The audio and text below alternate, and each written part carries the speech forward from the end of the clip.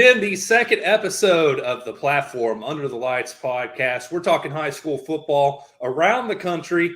We've got a new guest joining us. He's been helping us out with the platform since we got started. Nick StatZ Gradney, also a coach. We're going to talk about that a little bit coming up. But guys, I'll let you guys have the floor to start things off. What's kind of coming here over the next few days on the platform website? What do you guys got cooking up?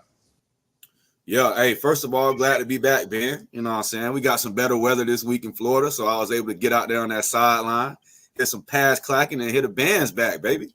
But no, yeah, so we'll get some standouts, of course. I got my standouts coming. But I kind of want to highlight a couple kids, maybe one or two that I feel like really stood out.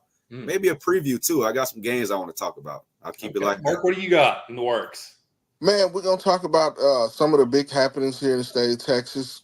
How about not so fast, my friend, week 0, meaning don't panic. You know what I mean? Everybody likes to panic when they see some of these scores and some of the outcomes of the first week games. Hey, it's a long, long season.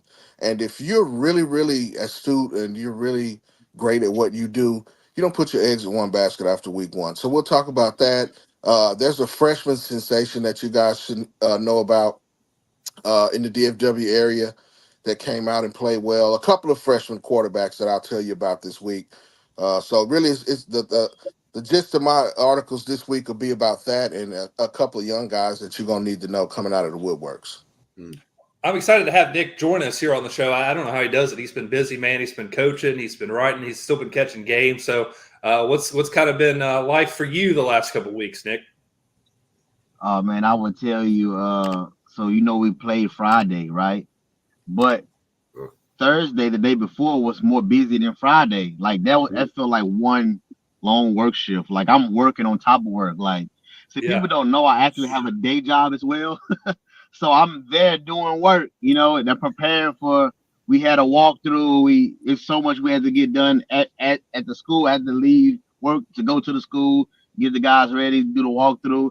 Then I had to cover a game that night, do an interview. It was like one full day of like nonstop work, bro. So these days pretty much run together. But man, I'm grateful for it. I wouldn't have it any other way, man. Friday night was a little stressful for you guys. You found a way to pull through. Kind of tell us about to start off. Tell us about your role with the team as a coach and kind of what you do, and then tell us about Friday's game. It was a nail biter for y'all. Yeah, so I'm the co-wide receiver coach, special teams coach, and the recruiting coordinator over there at KIPP Sunnyside. This is my second year coming off a state championship, a TCS AAL, it's charter school, like private league pretty much. Friday we played China St. Paul, and so the thing was going into the game, we had to kind of pretty much get out of what we used to doing. Because we were without our two of our top players, pretty much. So we kind of had to switch some things around a bit. Guys that are really a big part of our offense. Actually, one guy, he played both ways. So we had to switch around on both sides of the ball. So we looked a little stagnant like early on. Because if you go back to last year and look at some of those scores, man, we was putting up some numbers. So at halftime we were down 14-16, and I'm not even sure if the 16 points that we gave up bother me more than the 14 because I'm not used to that. It's been a long time since we had 14. Normally we going in at least 30 on the board at half, so it looked a little bit wild. So, but our guys, we didn't panic. But I will say that this game last year, we would have lost this game. Because the first few games of last year, like we weren't ready. We weren't ready at all. Like from a physical standpoint, mental standpoint, we didn't know how good we could be. But like we actually we go into every game believing that we can really do this for real. And so we were down 14-16. We come out, we get the ball first at half. I'm thinking we're gonna score. I'm thinking we're gonna score every time. That's just what it is. It got stopped on 4th down in their territory. they score. So they make it 20, 23-14. Now we down 2 scores. So man, by the grace of God, our defense locked down going into the fourth quarter, and we pulled it off 30-23. They didn't score the rest of the game. So man, man, I cannot tell you how many heart attacks I had that one game. like, oh my God, but man, those guys, they were resilient though. They pulled it through. I'm going to let Drew and Marc have the floor here in just a second, ask any questions that you guys want to ask. But I want to go on a little mini rant here. Okay, so you heard Nick describe all the things that he does. He has another job in addition to this. He's a recruiting coordinator there, and he does an amazing job. So, coaches, if you are not promoting your kids, you are doing them a disservice. I don't understand how there are so many programs out there, high-level programs even at that do not have a Twitter. How is that possible? How are you an elite program that's turning out all these athletes and you're doing nothing to promote what they're doing? That's just insane to me. I don't understand that. And in addition to all the things that you're doing, you're also serving as the recruiting coordinator and doing a great job at it. So I just don't understand how some of these programs, don't hit retweet when we publish videos or content, or aren't promoting their kids on their own to begin with. That's just a little mini rant. I don't mean to veer off the subject. You guys can ask. That's real. It infuriates me. Yeah, some of these schools. Go ahead, Nick. Go ahead. No, you good. Go ahead. Yeah, like he said, he's the recruiting coordinator. Some of these schools need to actually, if they have additional funds, look into hiring somebody that understands what it takes to get recruited. So I don't know. I would look into that for sure. Good point, Ben. And the thing is, this is how I know it's not that hard. Like, I'm trying to focus on getting my kids looks as well as other kids around the city, like looking out for them, making sure they get some spotlight too. So it's not just KIPP Sunnyside kids that I'm working with. I still have kids who not even from the state of Texas DMing me, texting me like all day, like every day. You know what I mean? So it's like I can't just turn away from them. So just imagine like the guys who don't have that responsibility. All you got to focus on is just the kids that at your school. So it's not that hard. Mm-hmm. Guys, what do you have for Nick? You got any questions? Well, first of all, Nick has been entrenched in this game when it comes to recruiting for a while. And I think, this is something we talked about on the rundown as well. He's not doing this to get rich. You know what I'm saying? There's a passion. Right. Well, what I'm saying is when it comes to the recruiting coordinator business, I think it takes a certain level of dedication to the kids, a certain level of dedication to what you believe in. And, if you don't know Nick Stats Gradney's grind, then, you may not understand what it takes to do what he does. You know what I'm saying? And, he is one of those guys in the city of Houston that you should know when it comes to high school football and things like that. And, that's just a kudos for him. I'm giving him his flowers now, but, you have to know a little bit of background. We go a little bit ways back before that, you know what I mean, with the old coach and things like that. So I understand what he goes through. I see what he does. First of all, congratulations. We've probably talked about this before. Congratulations on the state championship before last year, because that's a difficult thing. You have to kind of know the KIPP Sunnyside story to get a background of that. That you don't see what the grinding thing that these guys go through every day on a weekly basis to do what they do in their program. But long story short, this is one of those programs that you need to know about. They're a former state champion, and Nick, being a former state champion, what's the message to these guys where they don't get complacent and think that this is what they're going to do every year? Because it's hard to repeat. We'll talk about state championships, I guess, in a little bit here. State championship appearances, but how do you send the message to these guys that, hey, this is a whole new season, whole new year? And I think maybe, this is just me guessing. You kind of have to, you went through all those gamut of emotions in week one. Oh, yeah. So basically, bro, like, I just tell the guys, like, these 4 years go by fast. Take advantage. And the one thing I always tell them, like, look at your surroundings. Look at when you outside of school, when you outside of football, when you go home. Look at what's around you. Make football your way out. A lot of kids don't have a plan B, and I understand that. Like, I didn't know what I wanted to do growing up. Like, I had no idea about anything. I didn't know about if I was gonna get married, have kids, and I didn't see nothing for my life. I couldn't see that far. You know what I'm saying? But like the way it is now, you have the opportunity. Take advantage, because these years go by fast. So like that's be my mindset for them, like going into the season and even going into even like every game. Stay focused, work hard, put in the work now, and you live with the results. You get out what you put in. That's pretty much what it is. So everything in life, I try to like translate everything to life lessons. Like whatever you do on the field, it's gonna show. Like in practice, it's gonna show. It's gonna show. So like you work hard, like your spot is earned. Like life is like a depth chart. Your spot is earned in anything. So don't come to me after practice, hey coach, why I'm not getting reps, coach, why I'm not.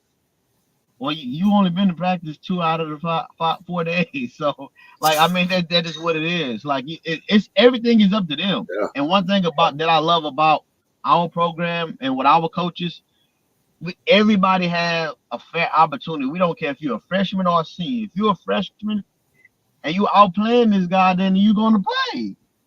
We don't care how long you've been there, none of that. If you've been putting in the work, you've been coming to practice, you've been doing all the workouts, you've been lifting your weights, your grades right in school, no problems, all that, you're gonna play. And so that is what we live by is work. Pretty much all we stand on is work, bro. Mm-hmm. Yeah, I'll kind of piggyback off that really quick, Ben. I think Mark, you kind of laid it out pretty well. Nick's been doing this for a while, right? I've had the opportunity to bond with my bro. If y'all know, if we had a DR7 tournament, you more likely gonna see me and Nick mobbing around. You feel me? But no, good brother, right? Definitely tied into the Houston area, real ties. You feel me? So definitely glad to have a brother locked in with the platform. But I'm gonna have you keep that coaching cap on real quick, and I want to ask you, man. Already took home a state championship. You know what I'm saying? Going into year 2, I believe, right? Going into year 2. Yes, sir. What's keeping you going, brother? And what's the ultimate goal when it comes to coaching, man? What's the ultimate goal for you? So first of all, my passion for the kids, that's what keeps me going. Yeah, there you go. Just won't because I'm from the Sunnyside area, right? Mm-hmm. And so knowing what I know about the area, coming up in that area, it's tough. Yeah. It's tough to make it out to be anything, bro. So, and I know the thing that they're faced with, and so I put myself in their shoes when I was younger. So I want to be a part of their success story. Like I don't want the glory, but I want to be a part of helping them, like maximize every opportunity and achieve goals that they don't even probably realize that they can get. You know, so that's that. And you what you asked me what you asked with coaching, man, you know what I'm saying? I know about you a little bit, recruiting and whatnot, but when it comes to coaching, man, I know you can use it's a tool, right? Like you said, you can affect these kids. But what's your goal when it comes to coaching? Do you see yourself, doing this for another 5 years, or like what's talk to me a little bit? So right now I can't really put a timetable on how long I'll be here at this school, but ultimately, my goal, I want to coach on the collegiate level. Ooh, there we go. That's what I'm trying to get out. I want to coach on the collegiate level. I can't say, how long that'll take. I'm here. I'm willing to wait, put in the work, however long it takes. But that's the quote unquote dream job, if you want to say. Yeah. I'm an offense guy. I'm an offense guy, so offensive coordinator, whatever, what I mean. Nick still got little moves on him. Hey, we work doing practice now. You feel I have me? my gloves on doing practice now. Hey, Yeah, hey, look, I man. got them with me now. Hey, Hey, North so Texas, I'm gonna catch them, SMU, man. somebody hook my dog up, man. Hey, come on now. You know, but no, Yeah, bro. that's Yes, sir. definitely the ultimate goal, man. I love college football more than I love the NFL, you know. So Sure. that's always been a dream of mine to be involved in that. So, you know, we still sticking with the player.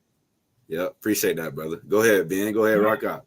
Well, we're definitely gonna get your put you on the spot a little bit here coming up. We want to get your top 5 Houston teams to watch this season. But before we do that, we said coming on, we'd give you a chance to give your kids a platform, a spotlight here on the show. So if there's any kids you want to mention, I know that probably puts you more on the spot than the top 5 teams in Houston. You guys have so many talented players, but just kind of tell us a couple names to look out for you guys as the season or these next couple of seasons progress. Man, okay, so this that's the easy part for me. And his next kid, I always thought, say, man, I tell him this to his face. I'm like, bro, it's so easy to talk to other people about you because everything I say is try. I don't have to make up nothing. Like this is a special kid. Timothy Carter Jr. He's our quarterback. He's a 2026 kid.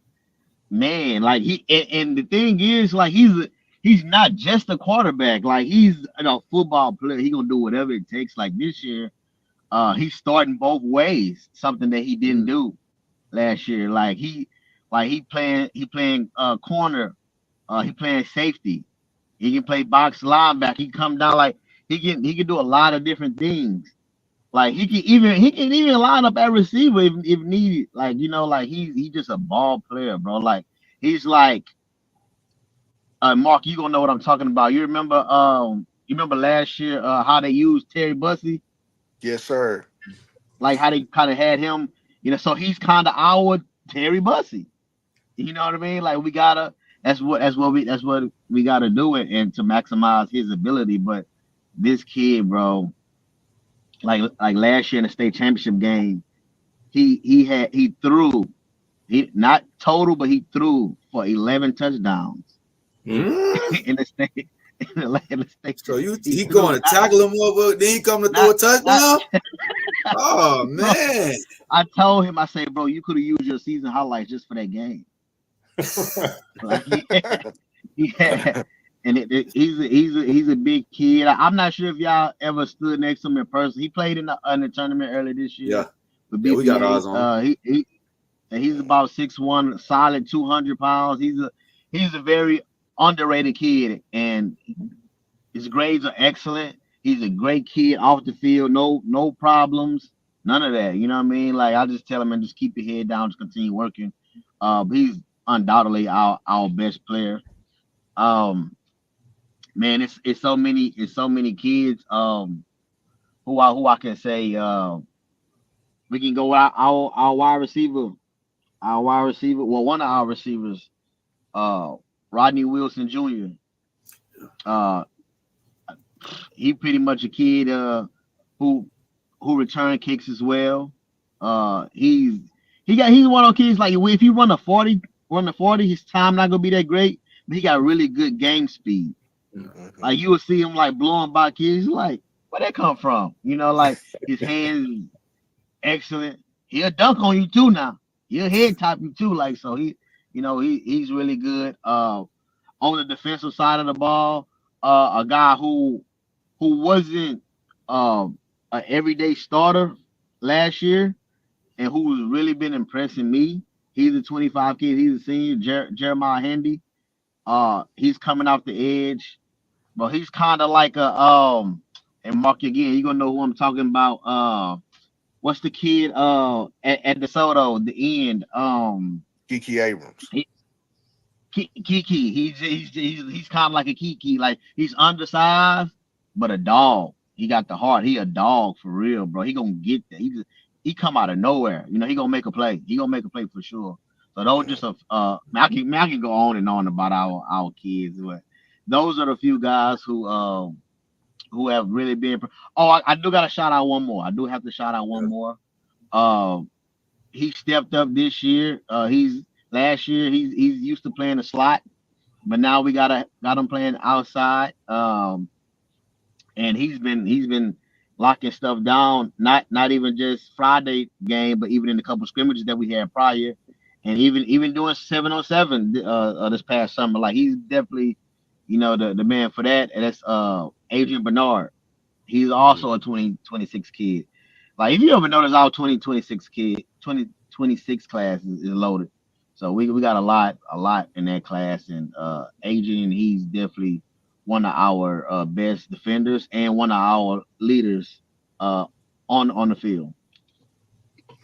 We'll recap our games from the last week coming up here in just a moment and talk about where we'll be next week. But Nick, we brought you on for your Houston High School Football Inside as well. We wanted to talk about your coaching and your team as well. But I want to know who the top 5 teams, from your opinion, are to watch in the Houston area this year. So I know that's not easy to answer, but I think you got some clarity at least these last couple of days on some teams to include in that list.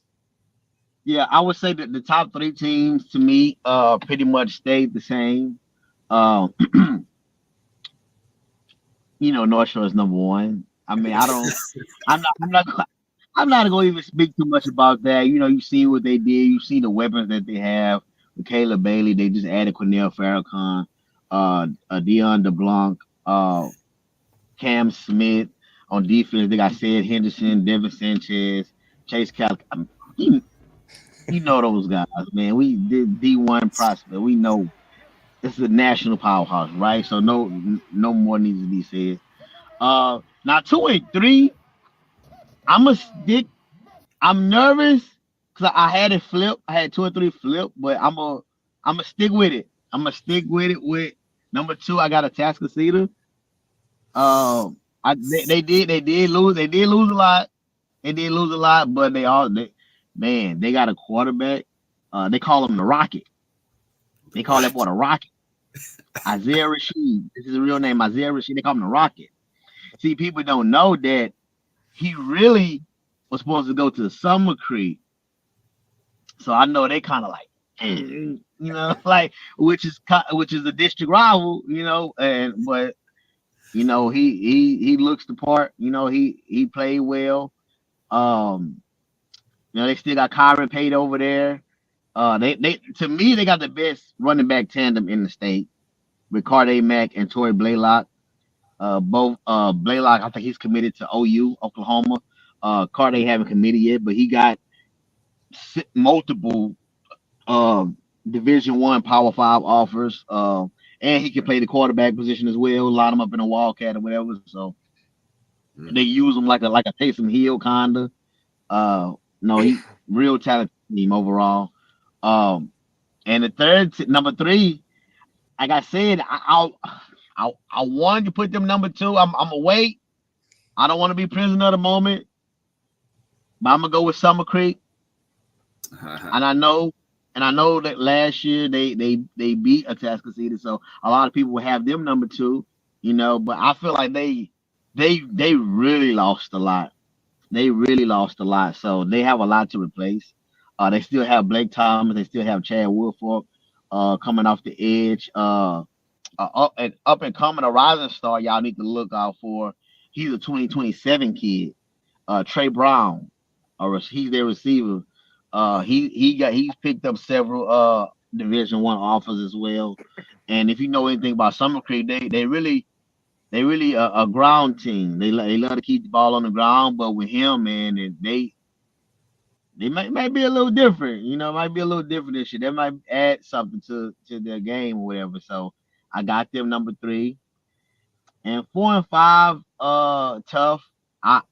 The team that I really love, I'm gonna go with a number 4. I'm gonna say Ridge Point.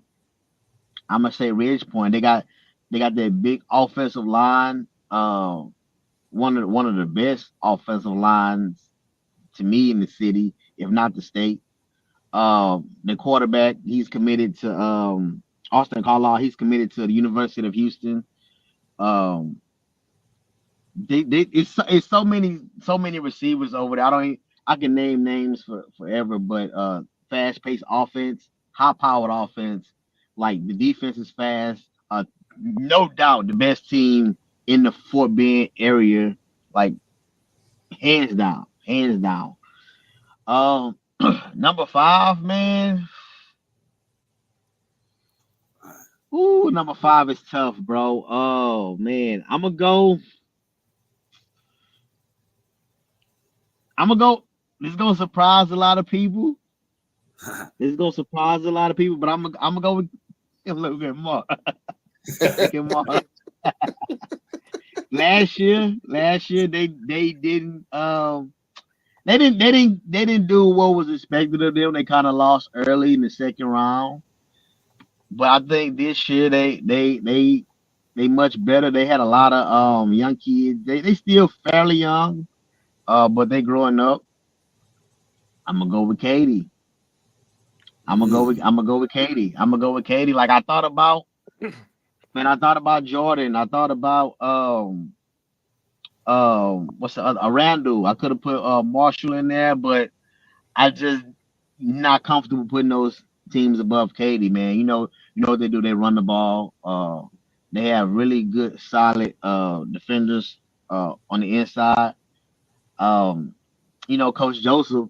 He, yeah, they always get them boys right every year, man. So that's the team who I'm looking forward to getting back to what they accustomed to being. A couple surprise teams that's out there, we'll talk about. I just want to see more from, but that's probably the 5 that I'm standing firm with, who I expect to go a distance, man. Mark, any adjustments you would make? Any teams you would throw in there? I know you're tapped in down in Houston as well. No, I like that 5. You definitely start at the top, and I'll save, the meat and potatoes for those guys. He probably hit on everything with that. Listen, Isaiah Rasheed's the 2027 quarterback. I mentioned a little earlier about young quarterbacks. I already got some paper to the ink on him this weekend. We'll talk about a guy that's also a top-notch sprinter from the quarterback position. And listen, when he mentioned Corday Mack at the quarterback position, I don't think a lot of people saw that. But I don't know if that was a debut or, but he really, they played against the best team in Houston ISD and Lamar. And I mean, he made it look easy for them to get Blaylock and Mack on the field at the same time. That's something that, like a preview, like you opening up a present on Christmas, to have those kind of athletes on the field at the same time. And then I'll give you another name off of that Tascosa Squad is Broderick Malone, 6'6" outside Yes. wide receiver who can high jump, long jump, is a sprinter as well. He's got Lamar, UTEP, UTSA, and those kind of offers. I think the power for the real SEC offers will come this year because they wanted to see him do it more than 1 year. Because I think Broderick, or as we call him, Brody Malone, is a guy that should be up recruiting boards. He's got the frame. When you talk about a guy that's already 6'6" in high school and can jump and catch and run routes, when he gets to the Power 4 level, he's going to be a guy that's going to be an all-conference type player. So, but as far as the list, though, I agree with that. Also, Carl Island Ridge Point has just been a team, religiously that's kind of underachieved. You have to realize how hard it is. I was having a conversation about this with somebody yesterday. How hard it is to get out of it. Houston is a region in itself. If you can think about Oh my putting God. parts of Florida, like if you put Miami, Orlando, and Tampa, and put those areas together as a region, that's the way the Houston area is. It's hard to get out of that area when you come to talk about making it to the playoffs. So Ridge Point's been a team that's kind of been hit and miss, been that team at the third round. But when you run into the usual suspects, as we call them here, in that third round to get out of that regional or that quarterfinal area, it's hard to get out of the H. So I think that Austin Carlisle's a guy that's going to be, at the forefront of taking those guys to the next level. He's kind of been bubbling when we talk about playoff runs, and that offensive line is serious. And then lastly, Katie's the big red machine is what I call them. They've been there, done that. They reload. There's a prestigious history when it comes to the big red machine. The Katy Tigers are the Katy Tigers. And, Coach Joseph's a Hall of Fame coach. And when you get that kind of recipe together in your gumbo, so to speak, because we're in that area of this country, your mix is going to be good. If you don't have that roux dart, it ain't going to be a good recipe. And they usually have it, ready to go. So, I have to agree with that top 5 coming out of H. All right, I was going to see if we could get a little debate going there, but Nick's on it. He's got the top five looking good. Maybe leave us a comment if you guys disagree. If there's someone who's missing out. And I want to piggyback on what Mark said about just getting out of the age, like how he said, like Rich point, they underachieved. Just think about, I go back to like 2018 and 2019. Third round, Northshore and Katy play each other back-to-back years. Northshore win both times. Literally the very next year, Katy goes from 6A D1 to 6A D2, and they win the state championship. You see, because like they didn't have to face Northshore, and that's the same. That's the problem that Tascosa's having, what been having the last few years. They playing Northshore in the fourth round every year, you know. So like, and Northshore the only team that's been going to state. They be hogging up the state champ. Man, come, Mark, you know I ain't lying. Yeah, like, I think Coach Stump would probably have at least 2 rings, being that those teams that he had led by Zion Brown, who's going on to college now. You know what I'm saying? Right. You know, Tascosa's missed 2 rings because of the district that they're in and the region they come out of. So, you know, it's one of those things. Tough, yeah, and you got to realize these schools are in close proximity. We're talking maybe 15, 20 minutes drive. So these kids, the communities, they know each other. It's a highly competitive area, and you know, it's good football. It's good football. You know what I mean? And that's what you want to see. And just look at last thing. Look at Tascosa. I mean, not Tascosa. Look at Summer Creek. Like last year, they didn't have to go through all those. They made it to state. They made it to all the way to state. You know, like they probably wouldn't have if they was in D1. You know what I mean? It's tough, bro. Tough. All right, we're going to recap some games that we went and saw this past week. I'll start. I had a nice Florida versus Georgia matchup. Thomas County Central taking on Florida High. This game was really interesting to me. Thomas County Central, they just shifted into a different gear in the second half. It was tied 21 at halftime. I think that surprised a lot of people, myself included. Florida High had a solid game plan. Also got 2 special team scores, courtesy of Vanderbilt commit Josiah Broxton. I want to shout him out real quick, and then we'll get to some Yellow Jackets standouts. But Broxton, man, he could ball. He really kept them in the game early, had a first kick return for a score for their first score. And then I believe it was the ensuing defensive possession. He intercepted a pass off a tip that gave his team a short field to work with. Kept things interesting later in the game with the second kick return touchdown, which was Florida High's only points in the second half.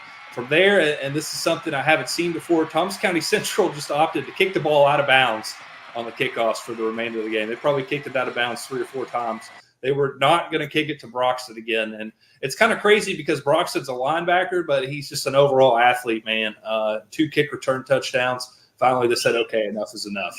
Let's look at Thomas County Central, a couple players I want to mention. They're 3-0, getting set to take on Thomasville next Friday. Should be a fun one. I want to spotlight Christian Deuce Lawrence. We got an interview with him up on the channel if you want to check that out. But he's a running back for the Yellow Jackets. Transferred into the school earlier this year, already made a name for himself. We mentioned Lasha, the stacked backfield for Thomas County Central, who had 5 different players score rushing touchdowns the first time I saw him. Seems now like Lawrence has solidified himself in the RB1 slot, although he'll continue to split carries because the Jackets just have too many good backs. Anyways, Lawrence impressed me because not only was he getting it done on the ground, but as a receiver as well. He can catch passes out of the backfield. He can line up in the slot and do damage. And, of course, when the ball is in his hands, he's just electric. Making defenders miss throughout the night with speed and elusiveness, but also wasn't afraid to put his head down, get those tough yards if he needed to. I think he's a 2026 prospect. That's a stock riser, named to know in South Georgia as the season goes on. And then next up, then we'll get to Drew and Mark to talk about their games. I want to talk about Kendarius Reddick, and this will come as no surprise if you follow college football recruiting or recruiting in general. USC commit, safety. He was incredible in the win for Thomas County Central. We mentioned Broxton's 2 special team scores for Florida High. Reddick had 2 as well as a long pick 6 in the game. He had a punt return where he put on some highlight reel moves to get a nice gain.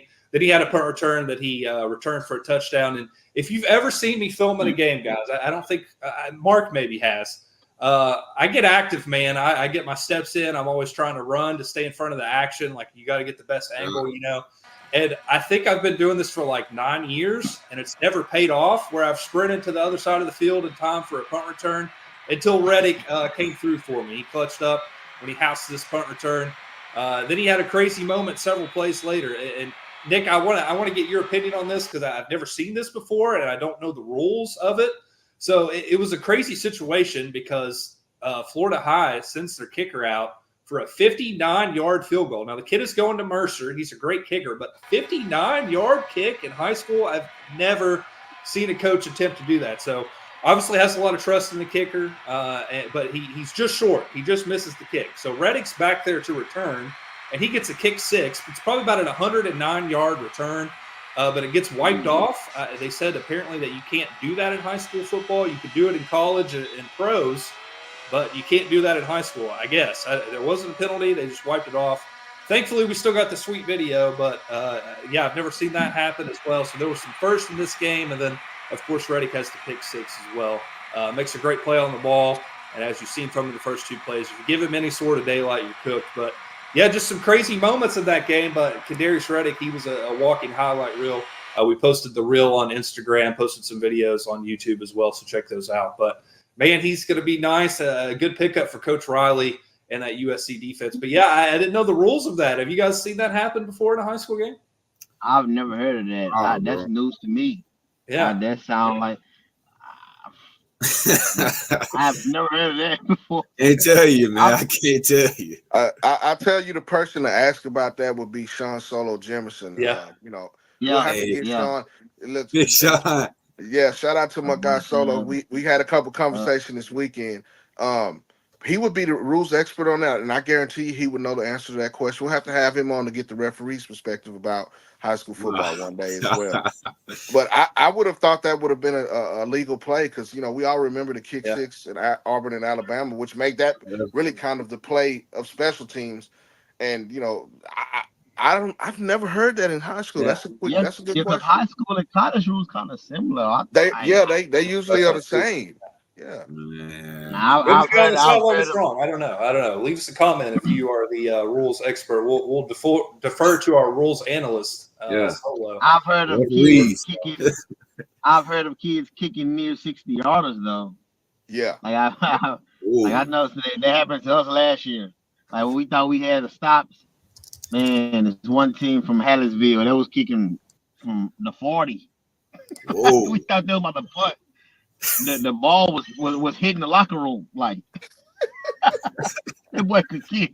Bro, booting that bit.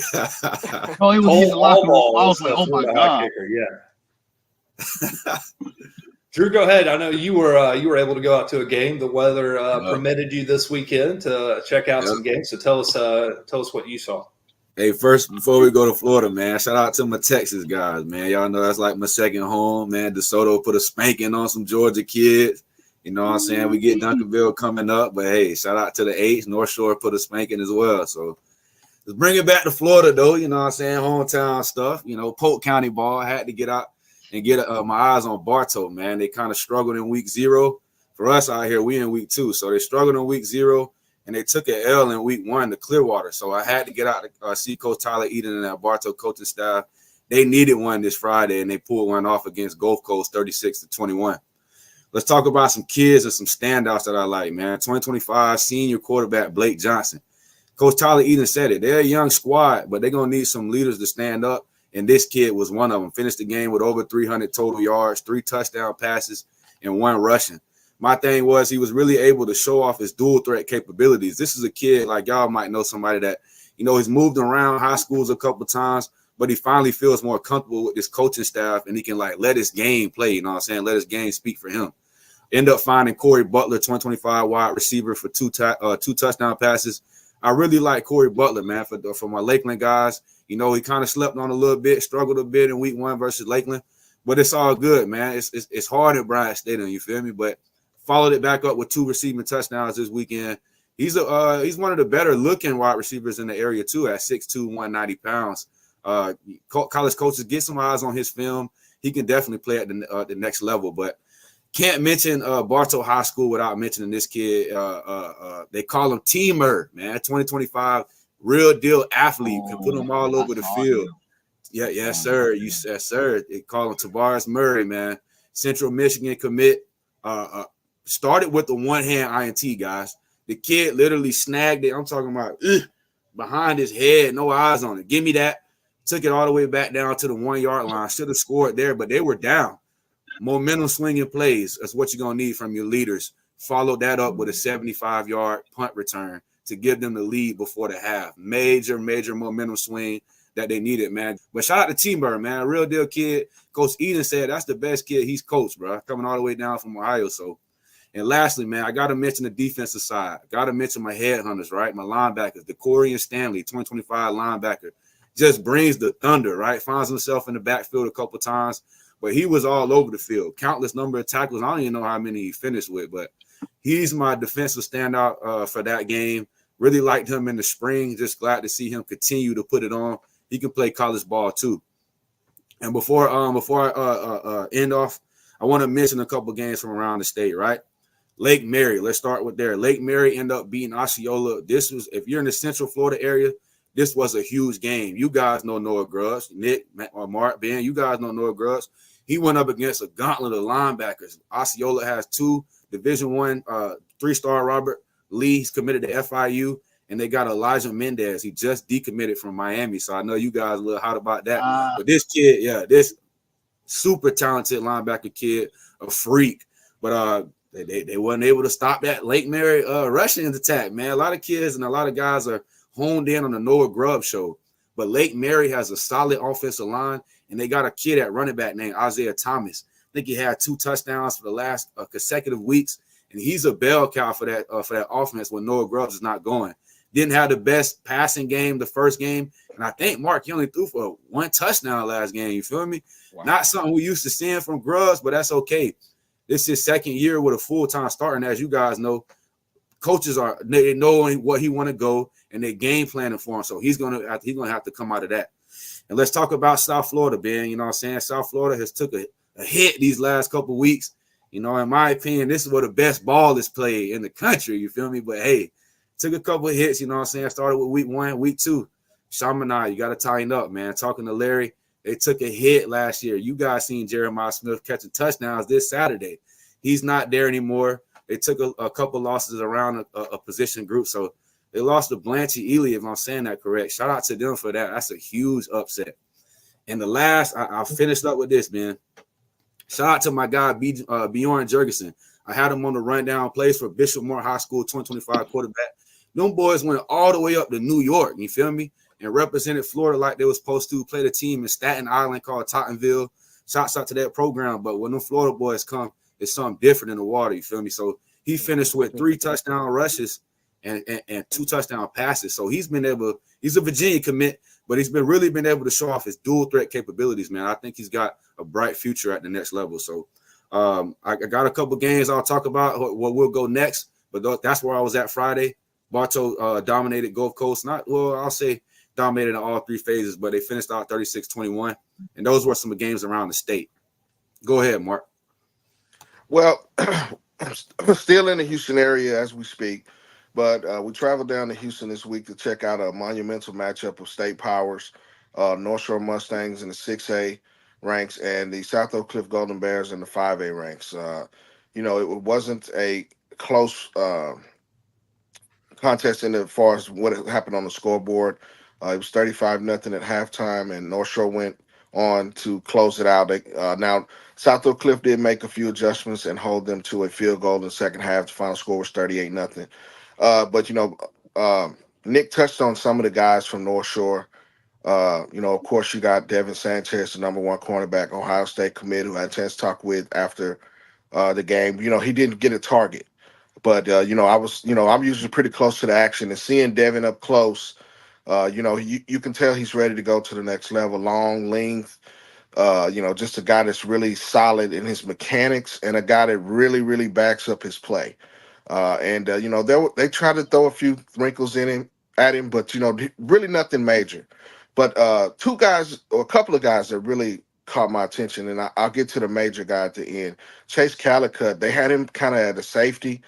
Pringle on the other side at corner. The secondary is on lock. And Calicut is really a guy that's about 6'4", and I mean, he looks the part when you step on the field. Long, lean, athletic. Had a strip fumble that he returned as well. Henderson had a great game as well. Said Ross, LSU commit. Charles Ross, I'm sorry, LSU commit. They looked the part. But I really want to talk about Cameron Smith and his ability to get open. Caleb Bailey was able to find him a couple of times, and he got a touchdown out of the gate. Hardeman ran hard as well. But Caleb Bailey, I think, is back. And Nick, you understand this. Sometimes we get enamored when a guy comes out and has a lot of success right away. Of course, he won a state championship as a freshman, and it seems like he's been doing it for a while. And in between that sophomore and junior year, sometimes there's not, I won't say a drop off, but other factors come into play that affect his play. Caleb Bailey is back. I'm gonna say that again. He is back. The dual threat.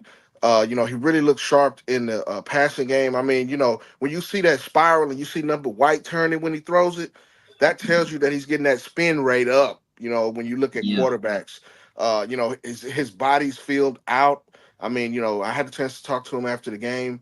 He looks like he is ready to go, and he's got a sense of urgency in getting back to the state championship. Talked with Coach Willie Gasson as well. They had kind of a slow start at the beginning, but towards the end of the first quarter and the second half is when they kind of made their run. That offensive line is as advertised. Northshore's back. And I really got a chance to see that up close and personal. But I really wanted to talk about Caleb Bailey, his maturity, his leadership ability, and his ability to make the off-platform throws when you talk about out of the pocket, scrambling, and then the dual threat ability with his legs. But just his overall command of the North Shore offense gives them the chance to go back to state. And I think that they'll be one of those teams at the end. Of course, I think, Austin Westlake's a team that definitely is going to give them a run for their money when we talk about getting out of these regions and things like that. But Caleb Bailey is back. He's one of the top 2025 quarterbacks, not just in the state of Texas, but in the country.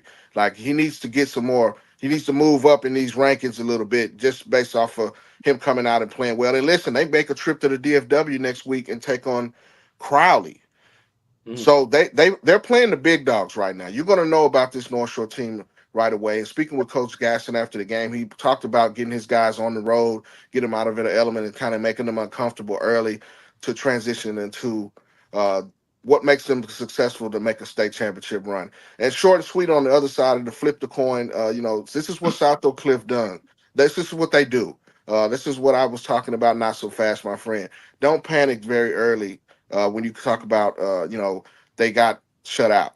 That was a very good team. And we were talking about this off camera. There's a difference in divisions as far as levels when it comes to high school football. There's a 6A program and there's a 5A program.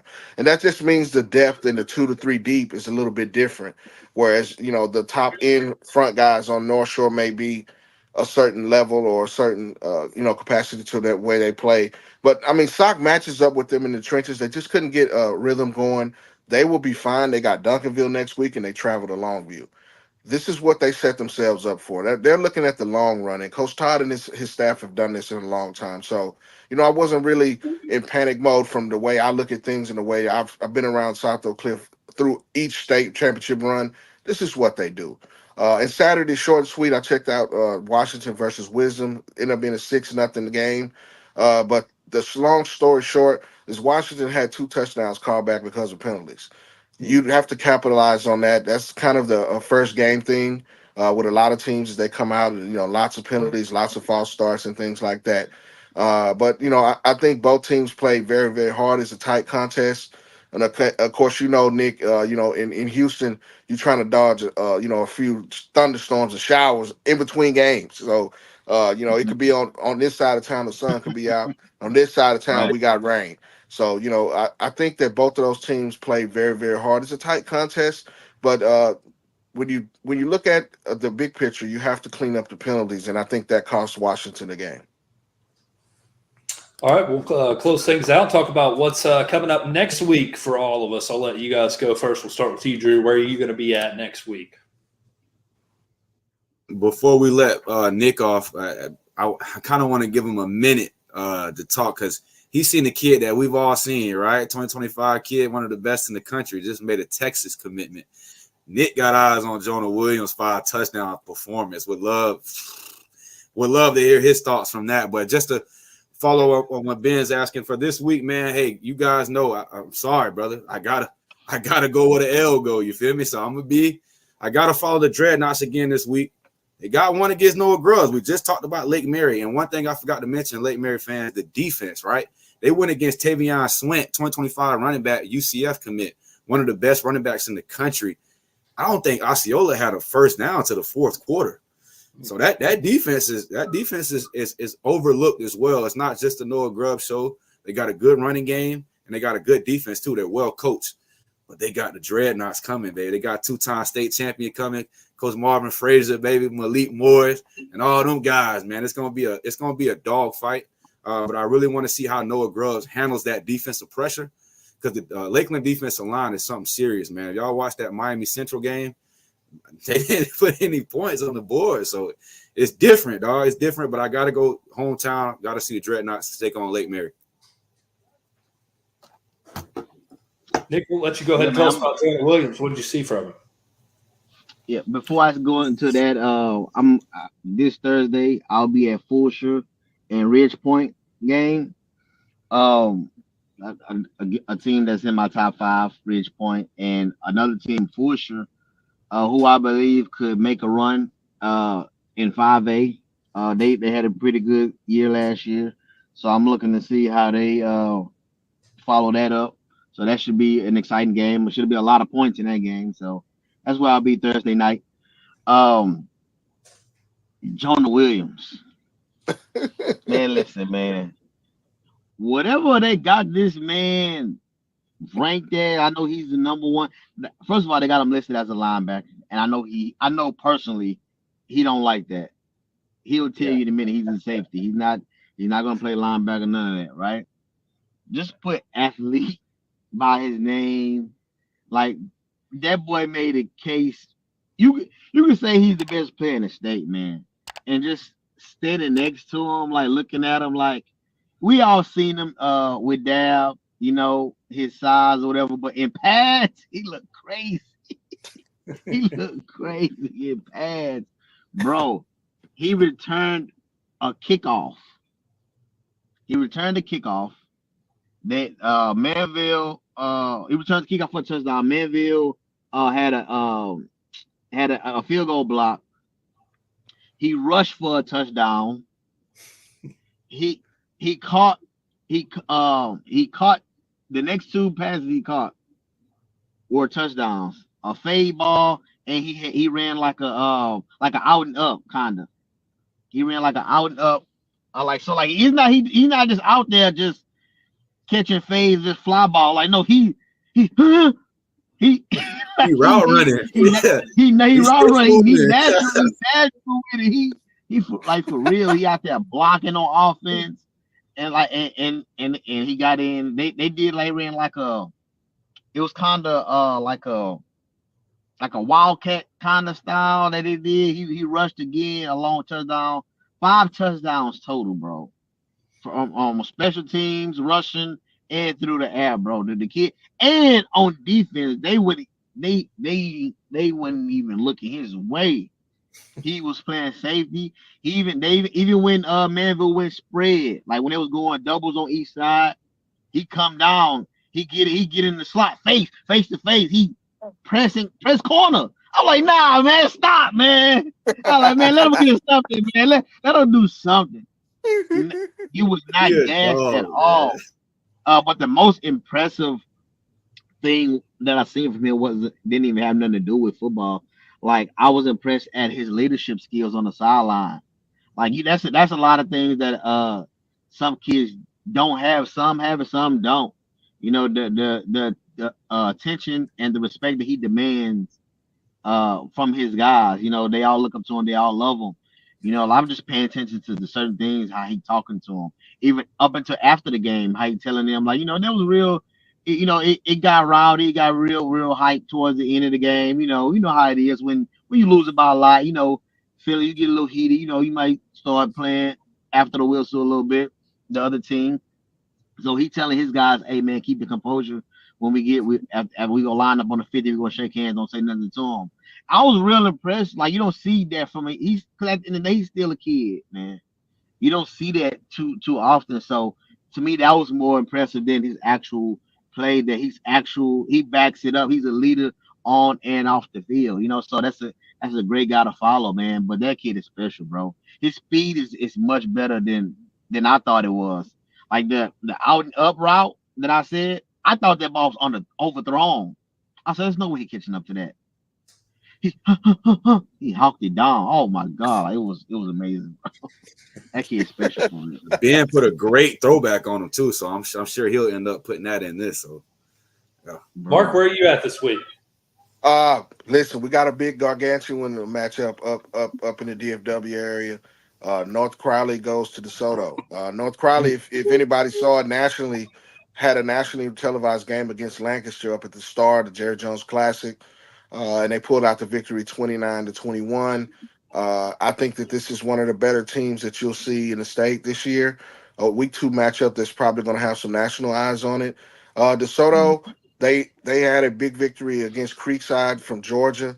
I had a chance to had a chance to go watch and meet the coaches and players from Creekside on Thursday.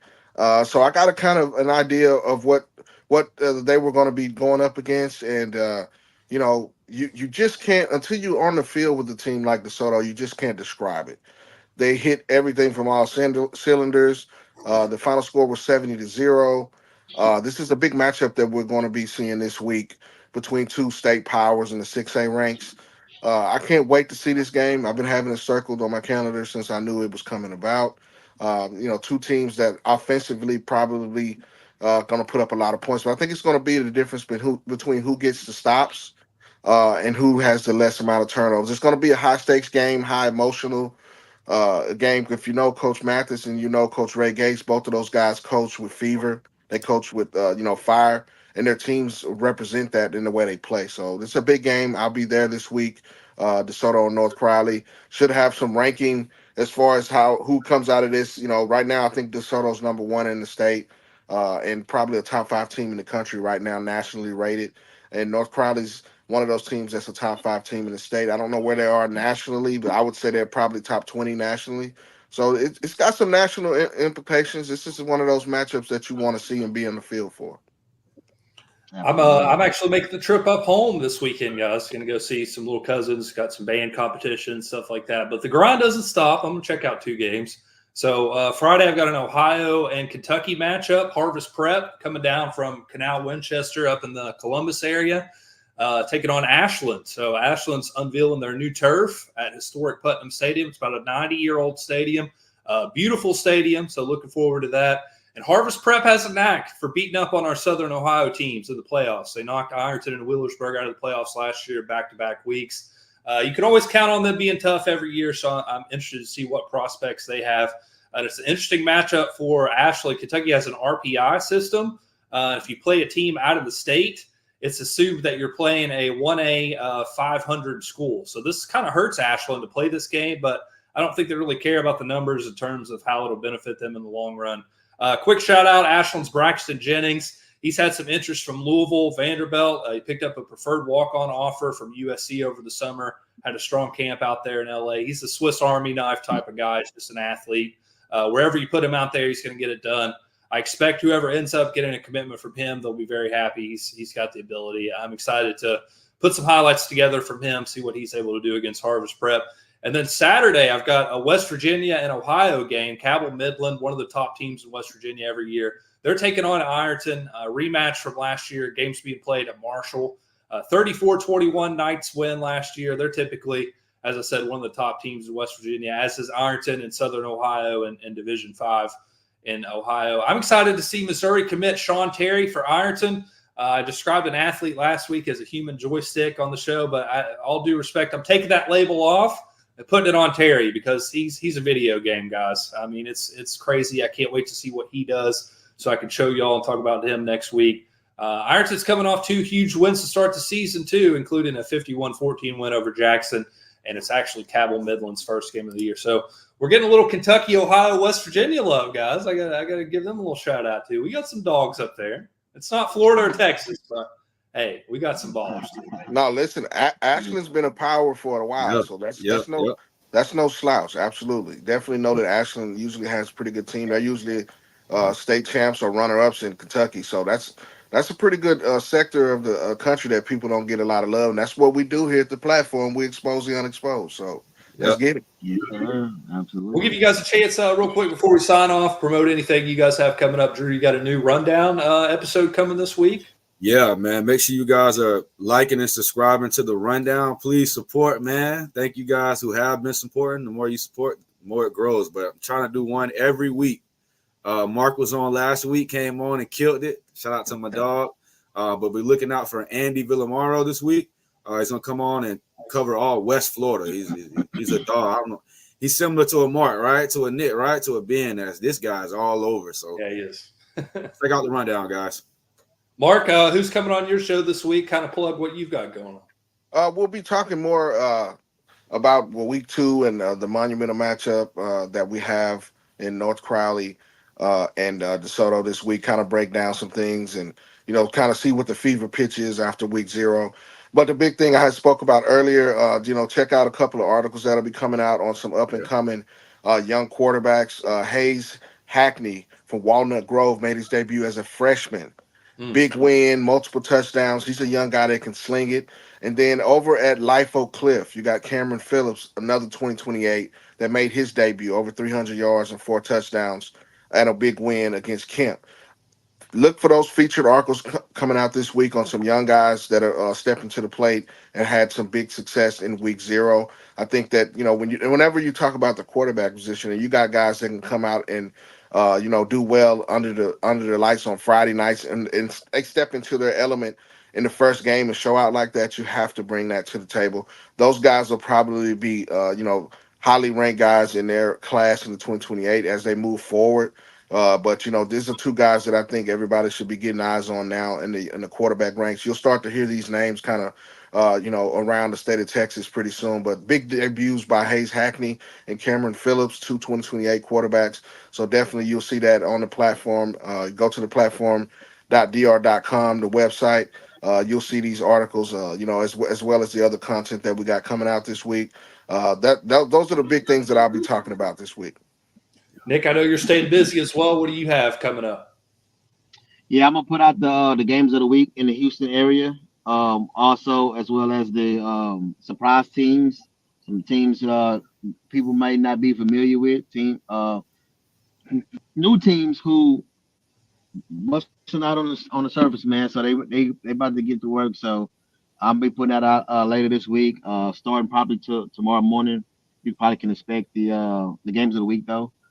Just getting ready for a big game, a rematch from last year. Tomball Christian. We at Tomball Christian. They're a really good team. Last year we were winning that game. And we just got fatigued. First, it was like I believe that was our first game of the year.